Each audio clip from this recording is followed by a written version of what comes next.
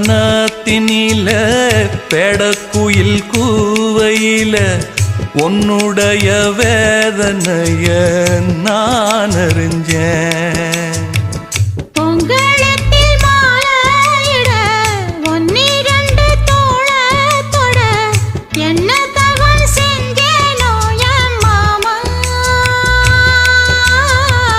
வண்ணக்கிளி கையத்தொட சின்ன சின்ன கோலமிட உள்ள மட்டும் வழியே நானே